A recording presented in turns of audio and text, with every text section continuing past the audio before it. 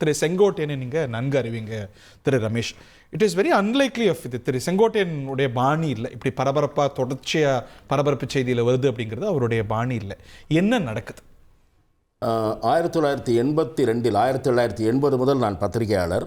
1982 அன்றைய மின்சாரத்துறை அமைச்சர் திரு பண்ருட்டியார் அவர்கள் கோபிச்செட்டிப்பாளையத்தில் நடைபெற்ற அரசு நிகழ்ச்சியிலும் கட்சி நிகழ்ச்சியிலும் பங்கேற்க போனபோது குள்ளம்பாளையத்திலே அவரோடு எனக்கு அறிமுகம் ஏற்பட்டது.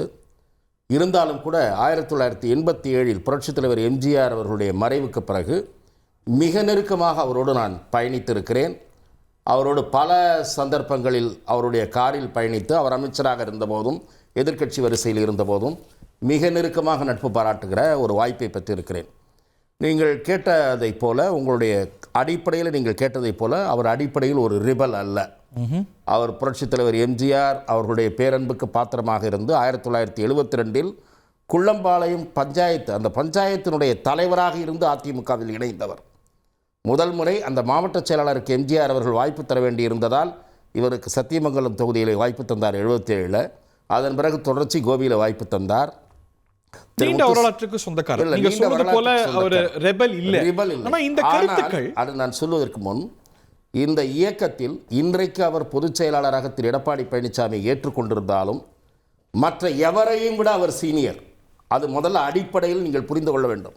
1989 ஜேஎனி வேட்பாளர்களை செல்வி ஜெயலலிதா அவர்கள் தேர்வு செய்த போதும் சரி, 1991 ஆட்சிக்கு வருகிற தேர்தலில் செல்வி ஜெயலலிதா அவர்கள் வேட்பாளர்களை தேர்வு செய்த போதும் சரி, 2001 அவர் போட்டியிடுகிற வாய்ப்பை பெற முடியவில்லை வழக்கு இருந்த காரணத்தால். 2011 செல்வி ஜெயலலிதா அவர்கள் வேட்பாளர்களை தேர்வு செய்தது. 2000 பல வேட்பாளர்களை பரிந்துரைத்து அவர்கள் எம்எல்ஏக்களானார்கள். அவருடைய வரலாறு நீண்ட. அப்போதெல்லாம் திரு எடப்பாடி பழனிசாமி முக்கியத்துவம் பெற்ற நிலையில் இல்லை. 2016 செல்வி ஜெயலலிதா அவர்கள் மறைவின் போது முதலமைச்சர் பதவிக்கு முதலில் பரிசீலிக்கப்பட்டவர் திரு செங்கோட்டையன். இதெல்லாம் உள் விவகாரங்களை உடனிருந்து பயணித்து நன்கறிந்தவன் என்ற முறையில் நான் எவ்வளவோ உயரங்கள் என்ன தேடி வந்ததுன்னு நேற்று பேசினார். அதைத்தான் அவர் உணர்த்துகிறார். ஆகவே இப்போது அவர் ரிபல் அல்ல இப்போதும். ஆனால் அவரை அதை நோக்கி தள்ளி விடுவார்களோ என்று நான் ஒரு அப்சர்வராக நான் பார்க்கிறேன். யார் தள்ளுறாங்க? அதிமுகவின் இன்றைய ஆதிக்கம் செலுத்தி கொண்டிருப்பவர்கள், பொதுச் செயலாளராகவும் அவருக்கு வலதும் இடதுமாக இருப்பவர்கள், அவர்கள்தான் ஜூனியர்கள். இவரை 64 பேர் இன்றைக்கு நீங்கள் தெரிந்து கொள்ளுங்கள். அதிமுகவில் எத்தனை பேர்? 63 நாயன்மார்களைப் போல 64 அமைப்பு செயலாளர்களில் ஒருவராக இவரை வைத்திருக்கிறார்கள். அவருக்கு அதிருப்தி இருக்கு. அது தொடங்கி ஒவ்வொன்றும் சொல்லுகிறேன். அது தொடங்கி சட்டமன்ற கொறடாவும் வேலுமணி, தலைமை நிலை செயலாளரும் Velumani. Who is much more junior to Sengottaiyan? அதை நீங்கள் நன்றாக கவனித்துக் கொள்ளுங்கள். அதோட வெளிப்பாடு அது ஒன்று. அதன் பிறகு கள ஆய்வுக்குழு என்று ஒரு கலவர ஆய்வுக்குழு நடந்தது அல்லவா? அதில் அவர் கலந்துக்கவே இல்லையே. அதில் அவர் போடவே இல்லையே. அவரை நீங்கள் நியமிக்கவே இல்லையே. யார் நீங்கள் நான் கேட்கிறேன். இந்த கட்சியினுடைய முக்கிய தூணாக இருந்த ஒருவரை அதுக்கு தான் வெடிச்சிட்டாரா? அதுதான் ஒவ்வொன்றா வருதுன்ற பைலப்பாய் வருது. பைலப்பாய் வந்து 6 பேரை பத்தி இவர் சொன்னார். கூசாமல் சொன்னார் திரு பழனிசாமி. பச்சை பொய். இதோ இருக்கிறார் என்னோட வேலுமணி. 6 பேர் என்னோட வந்தார்களான்னு கேட்டார். மறுக்கவே இல்லை திரு வேலுமணி. 4 நாட்கள் கழித்து திரு செங்கோட்டையன் தமிழ் இந்துக்கு பேட்டி அளித்தார். அந்த மாதிரி போனது உண்மை, சந்தித்தது உண்மை, இந்த கருத்தை முன்வைத்தது உண்மை என்று சொன்னார். போர்க்குடி தூக்குறாரா? இவருக்கு பின்னாடி யாரோ இருக்காங்க. அதனால யாரோ இயக்குறாங்களா? இவரை யாரையும் இயக்கல. அவர் அப்படி பாஜகவா திமுகவா? இல்ல, அப்படி இயங்கி அதற்கு படியக்கூடியவர் அல்ல. அப்படி இருந்தால் உங்களுக்கு ஒரு ரகசியத்தை இன்றைக்கு நான் சொல்லுகிறேன். ரகசியமா? ஆமா, நிச்சயமாக. செல்வி ஜெயலலிதா அவர்களோடு அவருக்கு ஒரு சிறிய இடைவெளி ஒரு குறுகிய காலத்திற்கு ஏற்பட்டது. 12 குறுகிய காலத்திற்கு. டாக்டர் கலைஞர் ஒரு முக்கியமான ஒரு மூலம் அவர் வந்தால் சேர்த்துக் கொள்ளலாம், அவருக்கு உரிய பொறுப்பு தரப்படும் என்று சொன்னபோது அதற்கான வாய்ப்பே இல்லை என்று தீர்மானமாக செல்வி ஜெயலலிதா பக்கம் நின்றவர். ஆகவே அதற்கு ஒரு உதாரணம் சொல்ல வேண்டும் என்றால், இதே போல நேரடியாக 2 முன்னாள் அமைச்சர்களை அனுப்பி திராவிட முன்னேற்ற கழகத்தில் சேருவதற்கு திரு சைரி துரைசாமி அழைப்பனுப்பப்பட்டது. அவர் உறுதியாக நின்றார். அதை போல உறுதியாக நின்றவர் செங்கோட்டையன். அவமதிப்புகள் நடைபெறுகின்றன. அந்த அவமதிப்புகளுக்கு இது இனிமேல் அதை பொறுத்துக் கொள்ள முடியாது என்கிற நிலை பொறுத்தது போதும்னு பொங்கி எழுந்துட்டார். இப்படிப்பட்ட சீனியர்கள் எப்படி தலைமை நடத்தலாமா? திரு பொன் வில்சன் அவர்களே நிகழ்ச்சிக்கு வரவேற்கின்றனர். டாக்டர் ஸ்ரீதர். கரெக்டு. அதாவது வந்து சீனியர்ஸை மதிக்கணும், சீனியர்ஸில் வந்து அது அவங்களுக்கு உரிய மரியாதை கொடுக்கணும். அதில் இதுவேறு கருத்து இருக்க முடியாது, இருமை கருத்து இருக்க முடியாது. ஆனால் அதை இவர் வந்து செங்கோட்டையன் வந்து நம்ம ஒரு சீனியர் அப்படிங்கிறத நமக்கு ஒரு ஒரு மரியாதை குறைவு நடக்குது அப்படின்னா அவர் என்ன பண்ணியிருக்கணும்? பொறுத்தாரு. இன்னும் எத்தனை எப்படி பொறுத்தாரு? தொடர்ந்து பொறுத்தாருங்கிறாரு. எதுக்காக பொறுத்தாரு? கட்சிக்காக, கட்சி ஒற்றுமைக்காக. எஸ், கட்சி ஒற்றுமைக்காக. அதனால் அவர் சொல்கிறதெல்லாம் நியாயமாக இருக்கலாம்.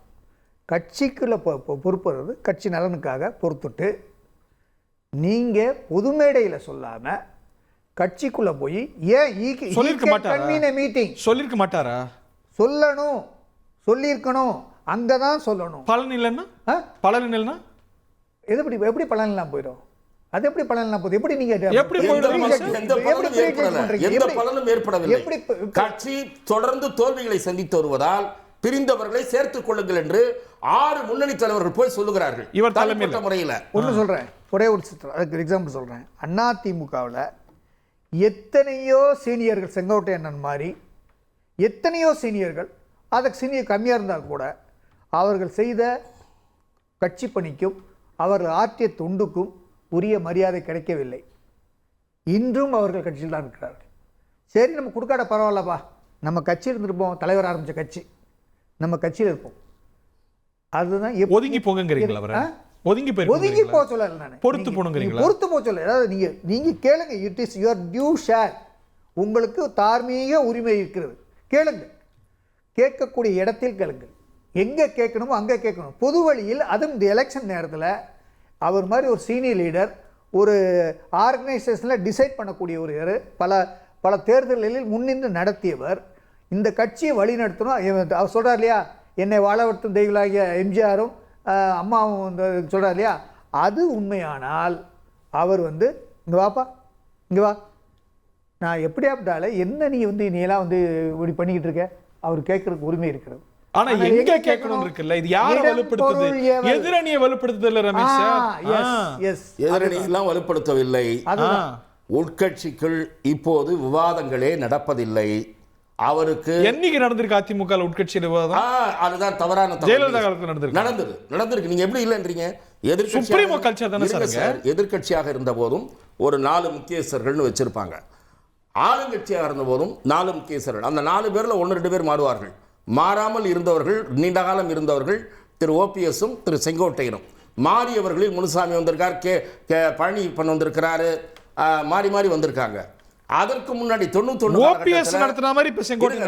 காலகட்டத்தில் எஸ்டிஎஸ் இருக்காரு, கண்ணப்பன் இருந்திருக்காரு.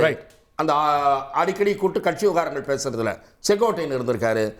2011 தேர்தல் இருக்கு இல்லையா, அந்த கூட்டணி சமயத்தில் அம்மாவர்கள் பயன்படுத்திய 2 பேர்ல திரு செங்கோட்டையன் ஒருத்தர், இன்னொரு திரு ஓபிஎஸ்.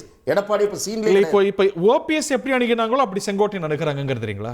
அப்படித்தான் அடுத்த நடக்கிற ஓபிஎஸ் அணுகிற மாதிரி இப்ப செங்கோட்டையன் அணுகிறாங்க. தவறான கருத்து. அதாவது அவரை வந்து உரிய மரியாதை சொல்றாங்க. எடப்பாடி அண்ணனை மாவட்ட செயலாளர் ஆக்குனதே செங்கோட்டையன். ஆமா, அவர் எப்படி நடத்தணும்? நீங்க அப்ப எப்படி நடத்துவார்? அதான் திருப்பி சொல்றேன் நான். அப்படி இருக்கு. வெளியில புலம்புற மாதிரி எடப்பாடி 421 எம்எல்ஏ தொகுதியில் 425. அவர் போகும்போது எப்போ போத்தாலும் செங்கோட்டையனை பார்க்கணும். செங்கோட்டையன் தான் அவரை வளர்த்து விட்டார்.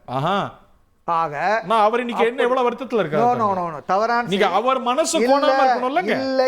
இல்லை வேற என்ன கணக்கு, வேற என்ன பிரச்சனை? அதாவது எடப்பாடி அண்ணனை பொறுத்தவரையில செங்கோட்டையன் அவமதிப்படிக்கு அவர் அவமதிக்கலன்னா இவர் ஏன் அப்படி பேசுறாரு? நான் என்ன சொல்றேன், இவருக்கு எங்க பிரச்சனை, ஏன் விடுறாரு? கேட்க வேண்டியதான். இவருக்கு என்ன ரைட்ஸ் இருக்கு? Senior most Menon. இப்ப நான் கேட்டா எனக்கு கொடுக்க மாட்டாங்க, அவர் கொடுப்பாங்க.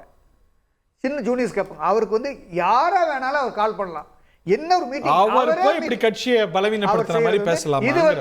இதுக்கு வந்து ஒரு ஹிடன் பாலிடிக்ஸ் இருக்கு. ஹிடன் பாலிடிக்ஸா இருக்குன்னு தான் நான். என்ன பாலிடிக்ஸ்? ஹிடன் பாலிடிக்ஸ் எனக்கு தெரியல. யார் இருக்காங்க பின்னாடி? ஒரு அரசியல் இருக்கிறதுன்னு நான். என்ன அரசியல்? அது தெரியல எனக்கு. இல்ல சார், போக தெரியும்.